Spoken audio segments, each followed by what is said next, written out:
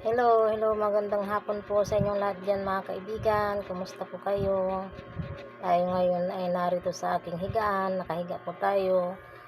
Kung bakit tayo nakahiga? Sapagkat masakit po ang aking sikmura. Inaatake na naman po tayo sa sakit ng aking sikmura. Kaya nga nakahiga po tayo ngayon. Kanina naglaba ako. Nanginginig na ako sa sakit ng sikmura. Kaya kumain muna ako ng tanghalian bago ako nahiga dahil hindi ko na kaya ang sakit. Wala tayong kasama mga kaibigan sapagkat yung aking kasama ay nasa barangay hall. Meeting nila, simple meeting. Sinasama niya ako mga kaibigan kaso hindi ako sumama. At ito nga, masama ang pakiramdam ko. Kaya sabi ko maiwan na lang ako. Ayan, hanggang mamayang hapon sila mga kaibigan. Matatapos yun sapagkat meeting ng mga opisyalis, kailangan silang nandoon lahat sila. Kaya dito na lang muna tayo. Uminom na ako ng gamot mga kaibigan. Inaantay ko lang humilom yung sakit bago ako bumangon ulit. Sabagay wala na po tayong gagawin.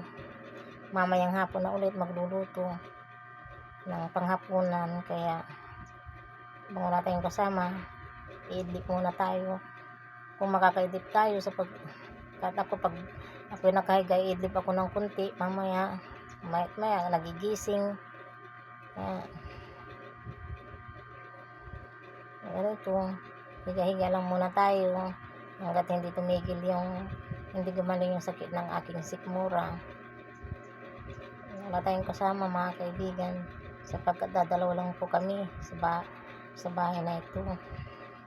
Kaming mag-asawa lang, kaya ayan, tiis-tiis lang sa buhay.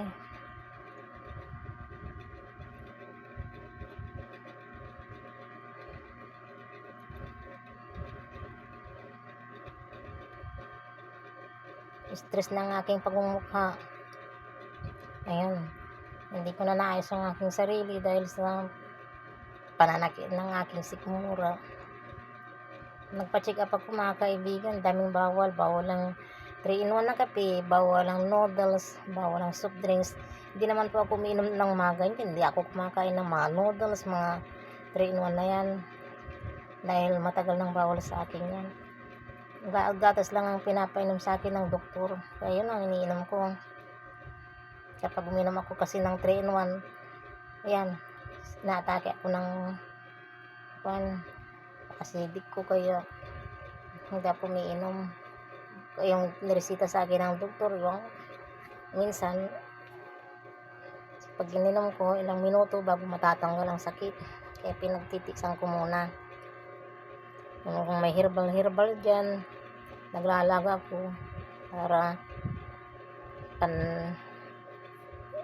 dagdag ng pang tanggal ng sakit ng tiyan. Hanggang dito na lamang mga kaibigan, at mahaba-haba na rin po ang aking video. Maraming salamat po sa inyong panonood. Bye bye.